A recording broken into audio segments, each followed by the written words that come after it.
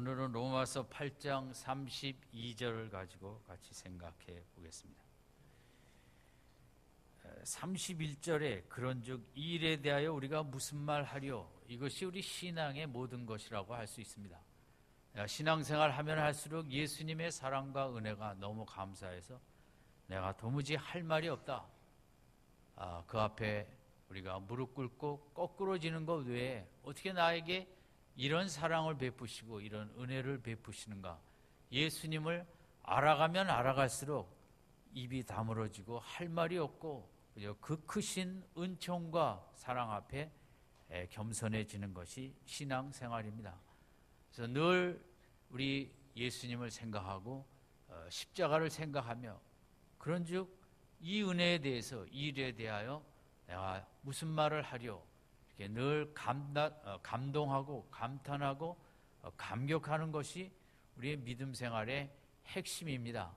믿음 생활에 감동이 없다면 그 믿음 생활은 아닌 것입니다. 윤리 생활이고 도덕 생활은 되지만 내가 믿음 생활을 하고 있다는 것은 늘 감동이 지속되는 것입니다. 그 감동은 주님의 이 크신 사랑 앞에 너무 감사하고 너무 기쁘고 내 마음에 정말 한없는 찬양만 나오는 것이 우리 믿음 생활인데 한번 내 모습을 돌아보시면서 나에게 그런 감동이 없다면 그런 감격이 없다면 기본부터 우리가 다시 우리가 시작을 해서 믿음 생활을 해야 될 것입니다. 근데 오늘 우리 기독교의 핵심 중에 핵심, 본질 중에 본질을 우리가 32절에서 생각하게 되고 32절을 우리가 잘 이해만 하고 또 깨닫게 되면 우리의 삶은 31절처럼 그런즉 이 은혜에 대하여 내가 무슨 말을 하려 하는 감동과 감격이 끊이지 않는 믿음 생활을 할 수 있을 것입니다. 32절은 이제 두 부분으로 나눌 수 있는데 전반부는 자기 아들을 아끼지 아니하시고 우리 모든 사람을 위하여 내어주신 이가 여기까지입니다.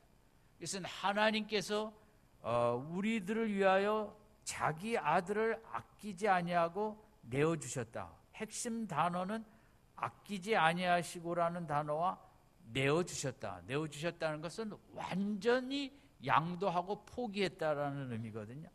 그것이 전반부의 핵심이고 이런 하나님은 후반부 어찌 그 아들과 함께 모든 것을 우리에게 은사로 주지 아니하시겠느냐.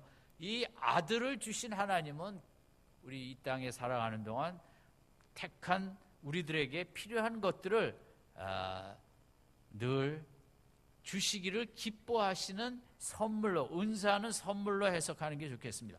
선물을 늘 우리에게 주시기를 원하시는 분이다.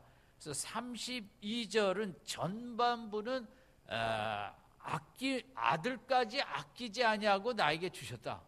후반부는 아들뿐만 아니라 다른 필요한 것도 나에게 주시기를 기뻐하신다. 그래서 32절이 말하는 하나님은 정말 우리에게 좋은 것, 필요한 것들을 쉬지 않고 주시기를 기뻐하시는 하나님이시라는 게 핵심이고 우리가 이 사랑을 알면 우리가 그런즉 이 일에 대하여 무슨 말을 하려 이런 감동이 끊이지 않는다는 것입니다. 우리 기독교는 물론 많은 우리가 해야 될 것과 하지 말아야 될 그런 말씀의 순종도 중요합니다마는 순종 이전에 하나님이 우리를 향한 사랑을 깨닫는 것이 더 중요하고 사랑이 깨달아지지 않는데 순종은 불가능합니다. 사실 그렇기 때문에 내가 하나님의 말씀을 순종하지 못했다 그 회개해야 됩니다마는 그거보다 더 중요한 것은 아직도 내가 하나님의 사랑을 깊이 느끼지를 못하고 있구나. 이것을 회개하는 것이 이걸 새롭게 변화시키는 것이 더 이제 급선무죠. 맨날 말씀 순종 안 하는 거 회개해봐야 끝이 없습니다. 그것은 내가 정말 사랑을 깨달으면 순종하지 말래도 사랑을 하게 되는 게 우리들의 모습이기 때문인 것입니다.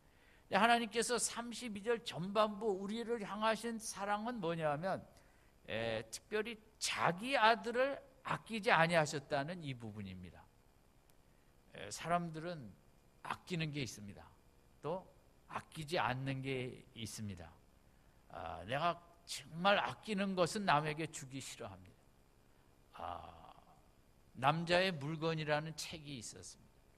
제가 기억하기로는 남자들이 어떤 좋아하는 아끼는 물건들이 있다는 거죠. 이어령 교수 같은 분은 책상에 컴퓨터가 여러 대랍니다. 최신형으로. 워낙 이제 글을 쓰고 뭐 이런 이제 작품을 만들고 이런다 보니까 그 컴퓨터를 그렇게 정말 좋은 컴퓨터에 작업을 하는 걸 좋아하시고, 또 그 조용남 씨라는 분은 이제 워낙 못생겨서 그런지 안경이 100개가 넘는다고 합니다. 그죠?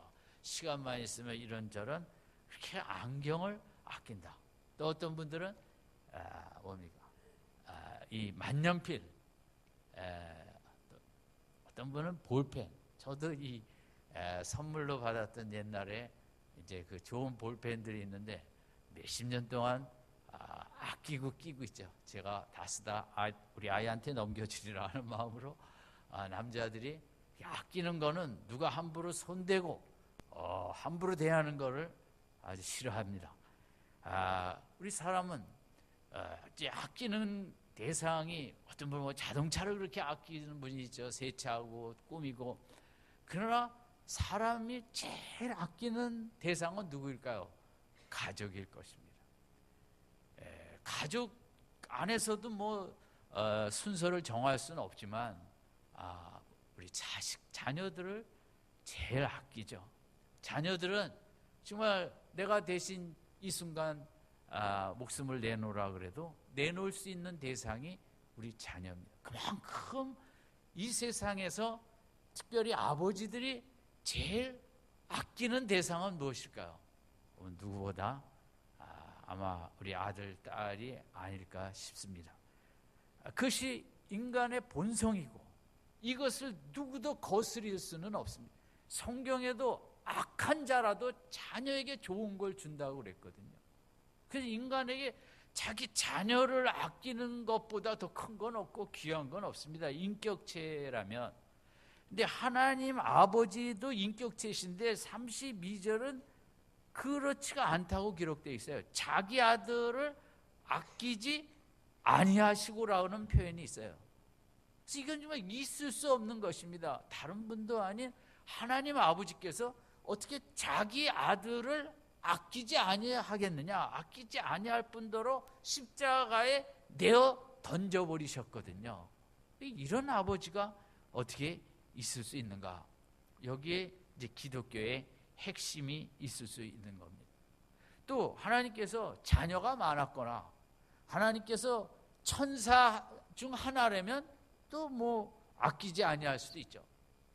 가브리엘일지라도 천사니까. 그러나 하나님께서는 아들이 예수 그리스도 한 분밖에 없는데 이 아들을 아끼지 아니하였다. 우리에게 독생자가 외아들이 있는데 아끼지 아니할 사람은 없을 것입니다. 정말 세월이 너무 변해서 그렇죠. 제가 군대에 있을 때만 해도 외아들은 군대를 안 갔습니다. 뭐 호랑이 담배 피던 시절이죠. 요즘도 그랬으면 얼마나 좋겠습니까. 제가 맨 큰 위에 형님이 한 분 계셨어요.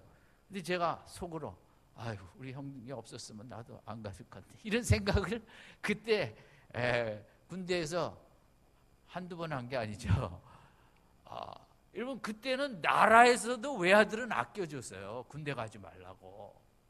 보통 이제 자식들이 많을 때니까 오죽하면 이 나라 법에 외아들을 군대 안 가게 만들었겠습니까? 정말 좋은 나라였다고 생각합니다. 요즘도 그러면 얼마나 좋겠습니까? 정말 아들은 나뿐만 아니라 우리 자녀들은 국가에서도 그렇게 정말 금보다 은보다 아껴주는 게 맞죠. 이제 지금은 이제 뭐 형편상 외아들도 다 군대로 보낼 수밖에 없지만 하나님께서는 너무 말이 안 되는 일을 하신 것입니다. 이 아들은 누굽니까? 뭐 속된 말로 공부 못하는 아들도 아니고 망나니도 아니고 본체가 하나님과 같으신 영원 전부터 이 온 우주를 함께 창조하시고 통치해 오신 하나님과 동등한 분이십니다. 우리가 시시한 거는 아끼지 아니할 수도 있죠. 그러나 이런 우리가 자녀도 그렇듯이 또 외아들이라면 더 그렇듯이 어떻게 하나님 아버지라는 분이 그 사랑의 화신이라는 하나님 아버지께서 이렇게 자기 아들을 아끼지 않고 십자가에 버릴 수가 있는가? 이게 있을 수 없는 일이죠. 기독교는 말이 안 되는 종교예요. 난해한 종교죠. 그런 하나님을 믿으라는 것이 기독교니까요. 여기 하나님께서는 이 아들을 아끼지 아니하고 십자가까지 내어 버리시는데, 첫 번째는 그 아들의 본체가 너무 영광스러운 그런 존재였다는 거죠. 그리고 하나님께서 이 아들을 아끼지 아니하는데 그냥 뭐 대충이 아니라 얼마나 아끼지 아니하냐면 십자가에 그렇게 험한 일을 당하시기까지 그냥 내어버리신 이런 이제 모습으로 우리에게 보여주셨죠. 우리가 이 이유가 뭐냐? 32절 그 다음에 그렇게 돼 있잖아요. 자기 아들을 아끼지 아니하시고, 그 다음에 한 번 있죠. 그 다음에 시작. 우리 모든 사람을 위하여 내어주신 이, 거기까지. 그럼 그 하나님의 영광스러운 아들을 아끼지 아니한 이유가 뭐냐? 나 때문이라는 거죠. 우리 모든 죄인들을 위하여 내어주셨다는 거죠. 이 원어에는 자기 아들이라는 그 표현 속에 그 예수님 말씀하실 때 진실로와의 그 진실로라는 단어도 들어가 있어요. 자기 아들을 진실로 아끼지 아니하였다는 거죠. 요만큼도 미련 없이 아끼지 아니하였다. 쓸모가 없어서 하찮아서가 아니라 그렇게 영광스러운 아들을 진실로 추어도 아끼지 아니한 것은 나 때문이라는 거죠. 그 이유가 우리 불쌍한 죄인된 인생, 그저 아웅다웅 싸우며 힘들게 살다 흙으로 돌아가고 영원한 심판을 받을 수밖에 없는 인생이라는, 인간이라는 그 존재를 위해서 하나님께서 우리에게 영원의 길을 열기 위해서, 천국의 길을 열기 위해서 하나밖에 없는 그 아들을 추어도 아끼지 아니하고 십자가에 내어 던져 버리셨다는 것이 이제 기독교가 말하는 하나님의 크신 사랑입니다. 이 사랑을 깨달아가는 게 믿음 생활이거든요. 그래서 어떤 분은 정말 이 사랑에 깨달아지고 감격하여 31절처럼 그런즉 이 십자가에 대하여, 이 예수 그리스도의 구원에 대하여 내가 무슨 말을 하리요? 정말 할 말이 없고 감사와 감동과 감격밖에 하지 못하는 이런 삶을 사는 게 믿음 생활이고, 아직도 기독교는 믿긴 믿어야겠는데 뭘 믿어야 되나? 내 마음에 왜 감동은 없나? 이 32절 이 앞부분만 믿어지면, 이게 느껴지면 진짜 감동적인 믿음 생활을 할 수 있는 것입니다. 아직도 이 부분이 약한 분들이 있을 줄 압니다. 기도하세요. 하나님, 내가 자기 아들을 추어도 아끼지 아니하고 내 대신 십자가의 형벌을 받게 하신 하나님 아버지의 나를 향한 사랑을 좀 더 날이 갈수록 느끼게 해 주십시오. 아멘. 그렇게 아멘이 안 돼요. 느끼지 않으면 교회는 아무 의미 없습니다. 교회 다니는 것은. 날이 갈수록 이 자기 아들을 아끼지 아니하시고 나를 주신 이 사랑이 깊이 깨달아지고 느껴지고 체험되어지는 은혜가 있길 바랍니다. 그러지 않으면 기독교는 아무 소용이 없어요. 아무리 예배를 드리고 목사를 하고 신학 교수가 돼도 32절 이 앞부분에 감동이 되지 않으면 그 영광스러운 자기 아들을 추어도 아끼지 아니하고 나를 위해 십자가에 벌을, 형벌을, 심판을 받게 하셨다는 여기서 사랑이 느껴지지 않으면 기독교는 그 다음에 아무 의미도 없습니다. 말씀에 순종이 되질 않습니다. 순종은 사랑하면 순종이 됩니다. 근데 사랑이 느껴지지 않으면 어머니든 아버지든 누구 말이든 순종이 안 되는 거거든요. 우리가 막 순종부터 하려고 하면 안 돼요. 기독교는 순종이 먼저가 아니에요. 기독교는 사랑이 먼저 체험되어지는 거거든요. 사랑이 느껴지면 순종은 하지 말래도 하게 되어 있습니다. 사랑이 먼저입니까? 순종이 먼저입니까? 사랑이 먼저입니다. 기독교는 세상 모든 종교는 행위가 먼저예요. 선한 행위가 있어야 구원을 받고 그 믿는 신이 도와준다는 거거든요. 기독교는 그러지 않아요. 내가 하나님 앞에 한 선한 것이 하나도 없을지라도 그저 내 죄를 씻어주신, 십자가로 씻어주신 그 은혜를 믿기만 하면 구원을 주는 게 기독교거든요. 그래서 사람들은 기독교를 잘 이해 못하는 거죠. 기독교는 논리적으로 이성적으로 말이 안 된다는 거죠. 선하지도 않은데 무슨 구원을 베푸느냐. 불교든 회교든 정말 얼마나 엄격한 선한 그런 행위를 요구하는지 모릅니다. 근데 기독교는 그것을 보다는 먼저 뭡니까? 사랑을 깨닫고 은혜를 깨달아야 된다. 그러다 보면 이제 순종이 되어진다는 것이 이제 기독교의 핵심이죠. 그래서 이제 하나님의 이 사랑은 자기 아들도 나를 위하여 추워도 아끼지 아니하고 십자가에 내어 던진 사랑인데, 이제 우리 인간의 일반적인 부모의 자식 사랑, 아버지의 자식 사랑과는 너무 다르다는 것입니다. 작년 말에 SBS에서 생활의 달인 한 해 동안 방영한 인물 중에 1, 2, 3등을 뽑는 프로그램이 있었습니다.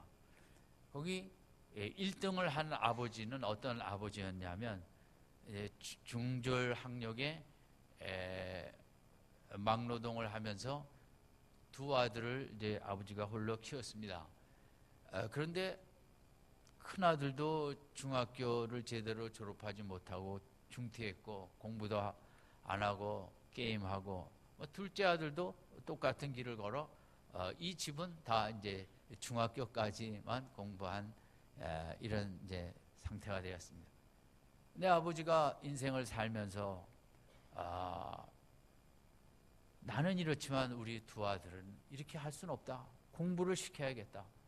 이제 공부를 시켜야 되는데 아버지 하는 일도 막노동이고 학원을 보낼 수도 없고, 그래서 이 아버지가 결심을 하고 내가 공부를 해서 아이들을 가르쳐야겠다. 그래서 아버지도 일하면서 하니까 학원들 갈 돈도 없지만 EBS와 이제 또 교과서를 그런 참고서를 사갖고 아버지가 직접 공부를 하기를 시작했습니다. 아득한 옛날에 중학교 졸업이니 뭐 기억나는 게 있겠습니까? 기초영문법이라는 책, 여러분도 아실 거예요. 저도 중학교 때 그 기초영문법을 달달달달 외웠던 적이 있었죠. 또 제 아이한테 제가 기초영문법을 직접 중학교 때 가르치기도 했어요. 근데 이 아버지도 이 기초영문법을 100번 넘게 아마 달달달달 외우면서 영어 공부, 수학도 그 어려운 미적분 전부 그냥 독학과 EBS와 씨름하며 수능 모든 과목을 이 아버지가 일하면서 정말 잠 안 자고 하루에 어떨 때는 10시간씩 공부를 했다는 거죠. 그 대학 수능고시를 준비하면서. 그래서 왜냐하면 아이를 학원에 보낼 수 없으니까 내가 배워서 가르치겠다. 그래서 아이를 가르쳐갖고 큰아이가 서울대 경제학과에 들어갔다는 것입니다. 여러분, 정말 세상에 이런 일이 있을 수 있습니다. 저는 둘째 아들은 또 어떤 좋은 학교 무슨 영화관가 뭐 들어갔는데 지금 재수해서 아마 금년에 서울대를 가는지 그런 것 같습니다. 장학생으로 들어갔었다는데, 정말 31절 그런즉 이 아버지의 사랑에 대하여 무슨 말을 하려, 제가 그걸 느꼈습니다. 그래서 심사위원이 이회수 씨, 박범신 소설가 또 누구였는데 만장일치로 이 아버지가 금년에 생활의 달인 1등으로 이제 뽑히게 된 거죠. 여러분, 그 중절의 아버지 몇십 년 전에 배운 거 기억도 안 나는 걸 다시 기초영문법으로부터 공부해서 이번 수능고사를, 작년도 수능고사를 한번 이 아버지한테 치르게 했더니 하나 틀리더래요. 그렇게 여러분, 자녀들 서울대 경제학과 못 들여보내는 아빠들 있으면 할 말이 없는 거죠. 이 아버지 앞에. 돈 많이 벌면 뭐예요? 그렇게 중절 아버지도 공부해서 서울대 경제학과를 집어넣는데, 이미 아이들 대학 갔는데 서울대 못 들어간 아빠 지금 다 손 들고 설교 들으세요. 이런 아버지의 사랑은 그렇습니다. 정말 내 아이 위하여 나이가 50이 돼도 그것을 미적분, 그게 얼마나 어렵겠습니까? 사실 어떤 교수 아버지, 사립대 유명한, 아이가 게임에 빠졌어요. 길이 없어요. 교수직 휴직해버리고 아들 데리고 필리핀 어디 깊은 산속으로 들어갔다 그래요. 아무것도 인터넷이고 뭐고 될 수 없는 그곳에 가서 아들을 살리기 위해서 내 모든 것 다 내려놓고, 그래서 끝내 살려갖고 왔다는 거죠. 아버지의 사랑은 정말 내 인생을 다 쏟아부어도 자식을 위해서 부족한 게 아버지 마음이에요. 국제시장에 그 풍랑부두에 아버지가 배에 탔죠. 근데 어린 딸이 떨어졌기 때문에 내가 못 가더라도 딸을 구하고자 그 배에서 내리는 아버지. 그래서 결국 아버지는 뭐 어떻게 됐는지 모르잖아요. 죽었겠죠. 그 아버지죠. 내 자식을 위해서 지금 이 순간이라도 목숨을 내놓으라면 내놓는 게 아버지의 사랑이에요. 물론 어머니의 사랑이 크지만 아버지가 말을 안 해서 그렇지, 아버지의 속으로 자식 사랑하는 것은, 이거는 세상에 그 사랑에 비할 데가 없다고들 합니다. 얼핏 보면 아버지는 자식 사랑 안 하는 것 같죠. 말도 별로 없고 일도 바쁘고 그냥 쓱 보는 것 같아서. 그러나 아버지의 그 속에 끓는 자녀 사랑은 형용할 길이 없는 거죠. 제가 요즘 즐겨보는 드라마가 가족끼리 왜 이래, 이런 드라마가 있습니다. 이 드라마를 몹시 좋아하는데, 이 주인공 아버지가 그 생년월일 병원에 이렇게 탁 보니까 저하고 그 태어난 해가 똑같아요. 위암 말기예요. 그러나 혼자 키웠어요. 막내 낳다 엄마가 죽어서. 그러나 이 위암에 걸렸으면서 자식들한테 가르쳐주길 싫어하는 거죠. 안 가르쳐주는. 그게 아버지의 마음이에요. 자식들 속 아플까 봐 그냥 아프다가 그냥 죽겠다는 거죠. 행여라도 자식들 힘들어할까 봐.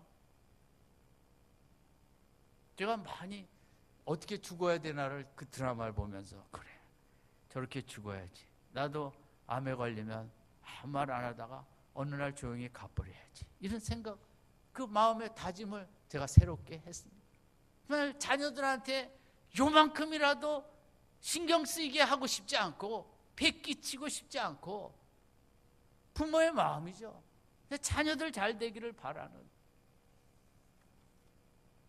그런데 32절로 되돌아갑니다. 우리 하나님은 이 뭐냐는 거죠.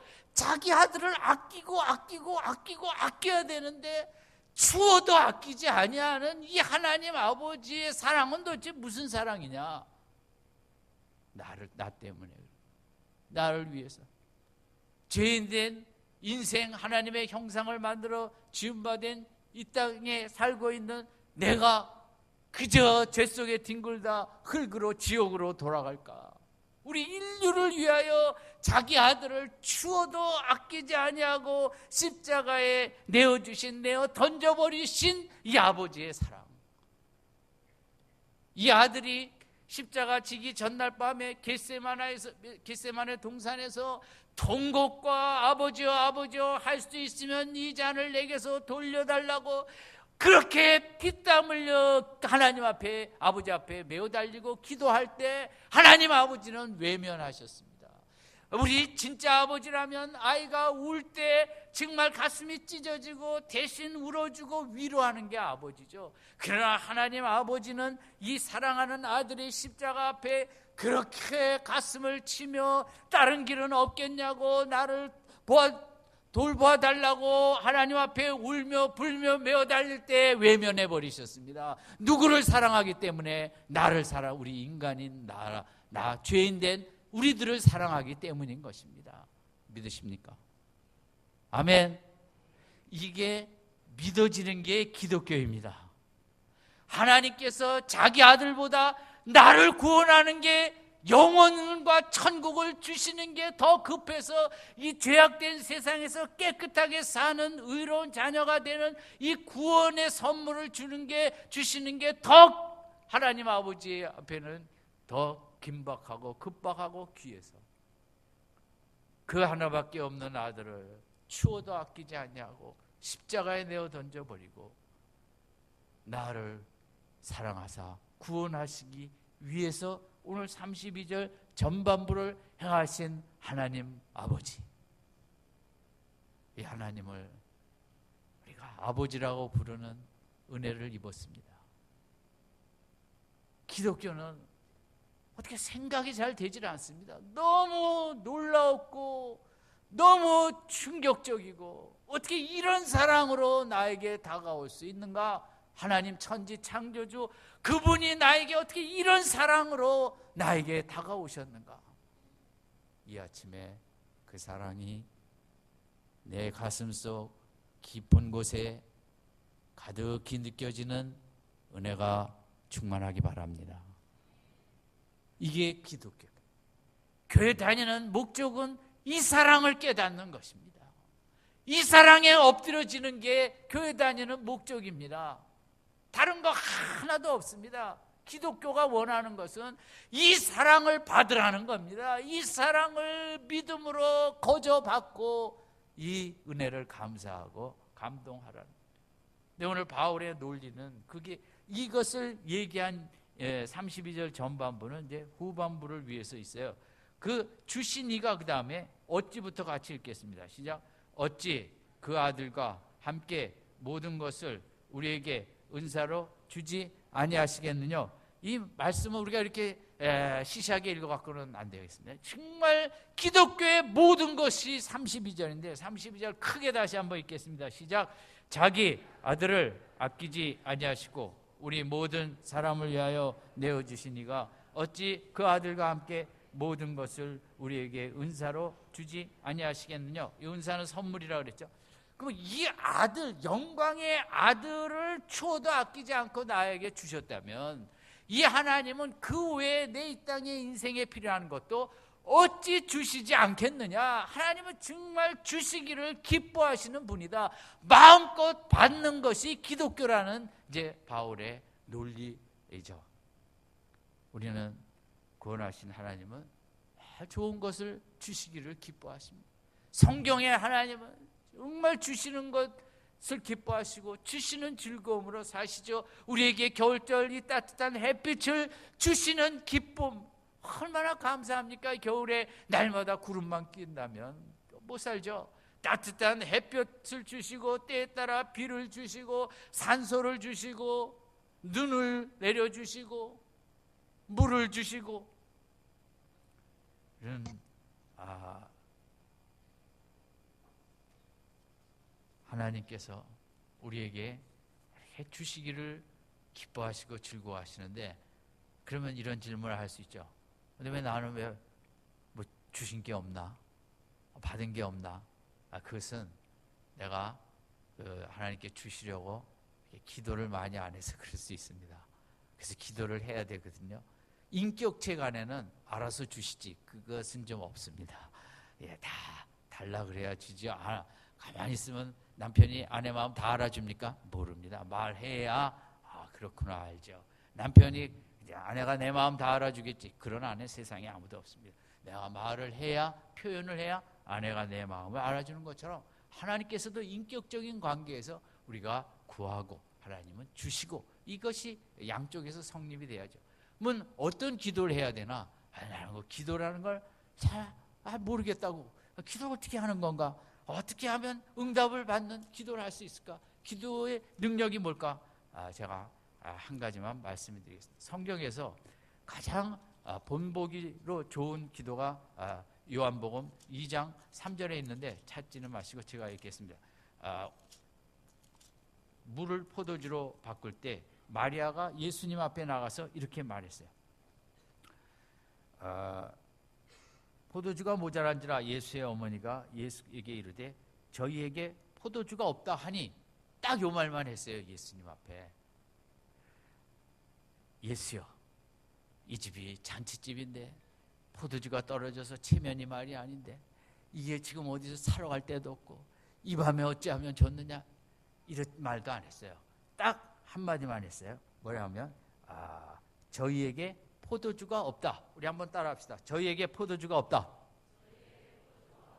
이게 최고의 기도예요. 기도는 그냥 사실을 하나님께 보고만 하면 되는 거예요. 간단해요. 기도는 물론 우리가 30분, 1시간도 할 수 있지만 기도는 1초로 하는 기도도 소중한 거예요. 일하시면서도 하나님, 내 마음에 기움이 하나도 없습니다. 그 참 귀한 기도예요.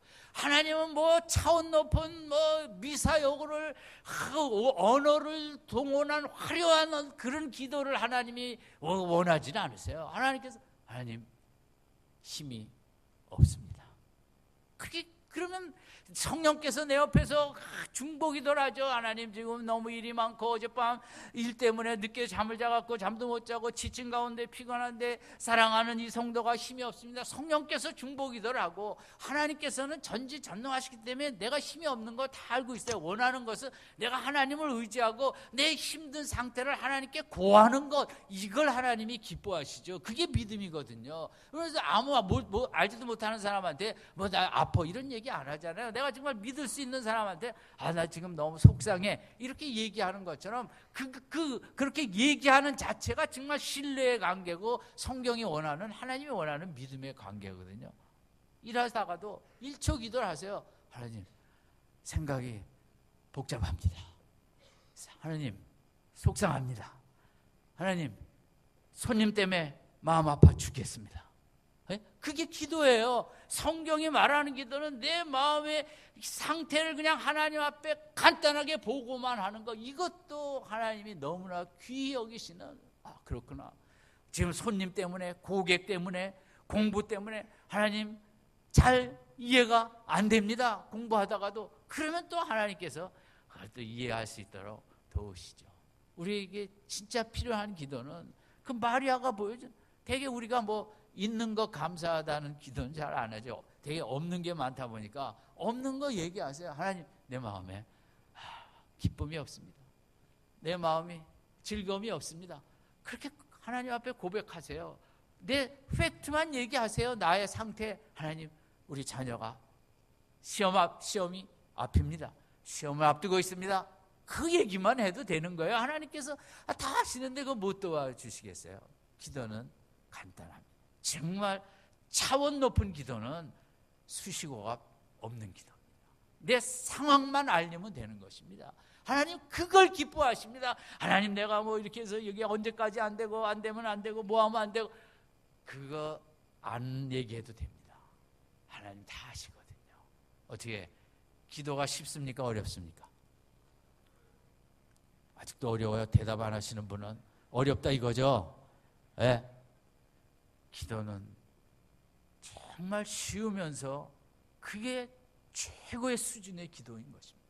그 대신 수시로 하세요. 일하다가 0.5초짜리 기도하세요. 하나님 피곤합니다. 그 귀한 기도예요. 이거 할 일 많은데 피곤해서 안 되잖아요. 피곤합니다. 하나님 전화 받고 내 마음이 너무 힘이 듭니다. 딱 한마디만 하세요. 하나님 또 우리 마음에 평안을 주시기를 기뻐하시죠. 이 한 주간 몇 초 기도해요?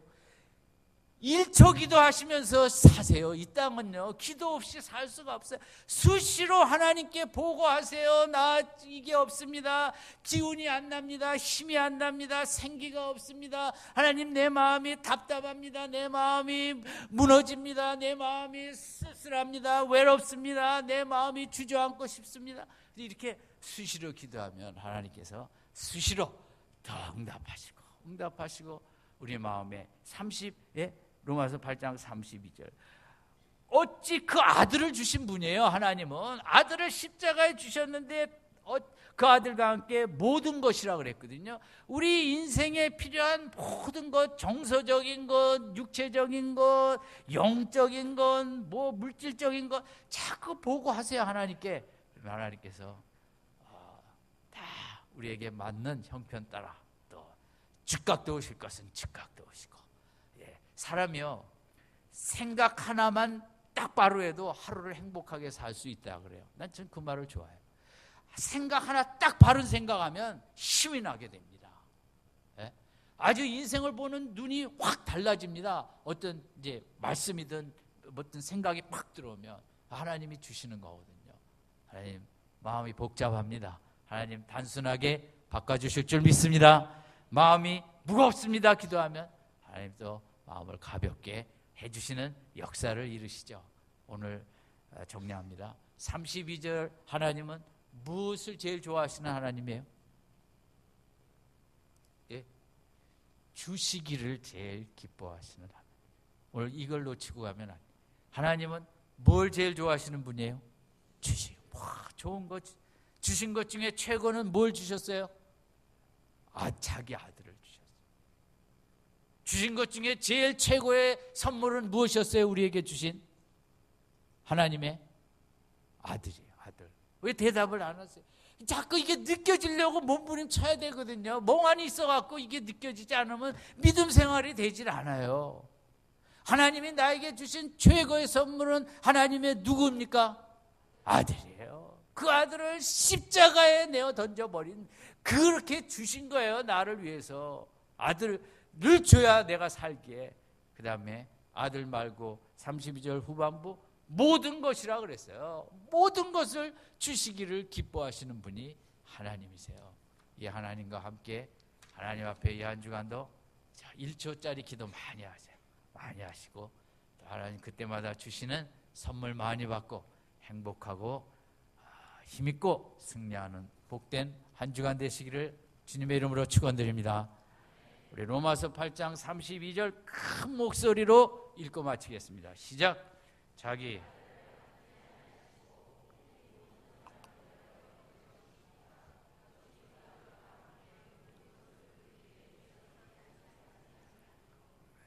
아멘. 기도하겠습니다.